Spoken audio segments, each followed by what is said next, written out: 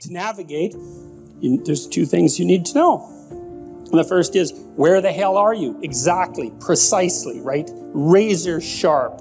What's good about you and what's bad about you? By your own reckoning. You don't have to, you can ask other people, but this is a game you play yourself. It's like, as far as I'm concerned, I'm taking stock.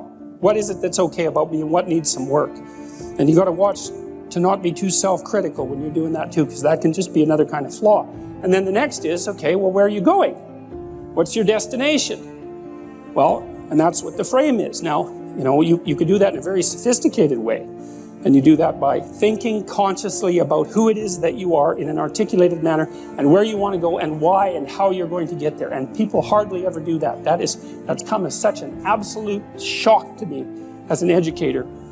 Because one of the other programs, I use this in my classes. One of the other programs in this suite of programs is called the Future Authoring Program. And I started developing it in my Maps of Meaning class, which is where some of this material is from.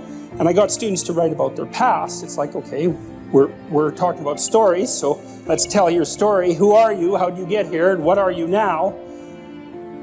That usually helps people put things to rest, although it's quite stressful while you're doing it. Stress goes up when you're doing it, and maybe you feel miserable for a couple of weeks, and then stress goes down and it stays down. So that's also why people don't do it, because who the hell wants to have their stress go up? But if it's temporary, it's a sacrifice. So then the next issue is, well, where are you going? And one of the things that, and this I cannot understand. These students that have been in education system for 15 years, 14 years, high-end students, most of them, not once in their whole bloody life did anyone ever get them to sit down for like a day and say, all right, justify your existence. Like, well, seriously, it's like here you are in university, you're taking a bunch of courses, you've got some sort of vague career plan. It's like, defend the damn thing a bit. Since you're going to go live it and everything, you're staking everything on it. It's like, what's your damn plan? And why are you so convinced that it's not the plan of a babbling fool? Because if you haven't thought about it, then it is. And if you really want to go out there and live that out, one of the things Carl Jung said was that you're in a story, whether you know it or not. And then he made two nice comments about that. If it's someone else's story, you're probably going to get a bit part. And it might not be the one you want. And if it's a story that you don't know, it might be one with a really bad ending. Or maybe it's just bad, period, with a worse ending. And if you don't know what the story that you're living out is, maybe that's the one. Maybe you got that from your mother, you got it from your grandmother, you got it from your aunt, or God only knows where you picked it up, because you pick up things like mad, because that's what human beings are like. So maybe you're living a malevolent tragedy unconsciously. And then one thing you might ask yourself is, well, how wretched and miserable is your life? Let's add futile to that. How wretched, miserable, and futile is your life? And you might say, well, yeah, 70% on each count. It's like, then you're probably unconsciously living out a malevolent tragedy. And maybe that's not for the best.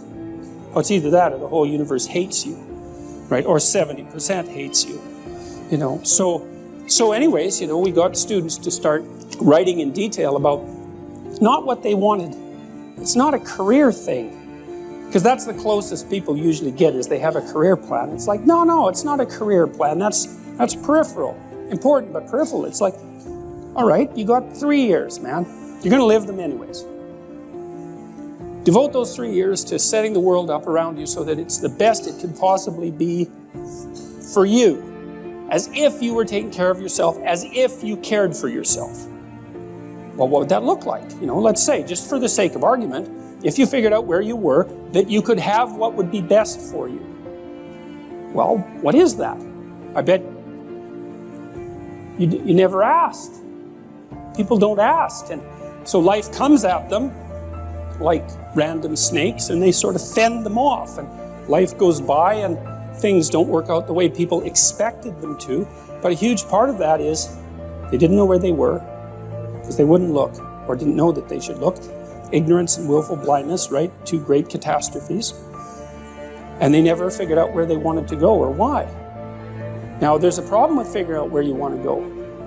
And the problem is that you make your conditions for failure clear to yourself. And people don't like that.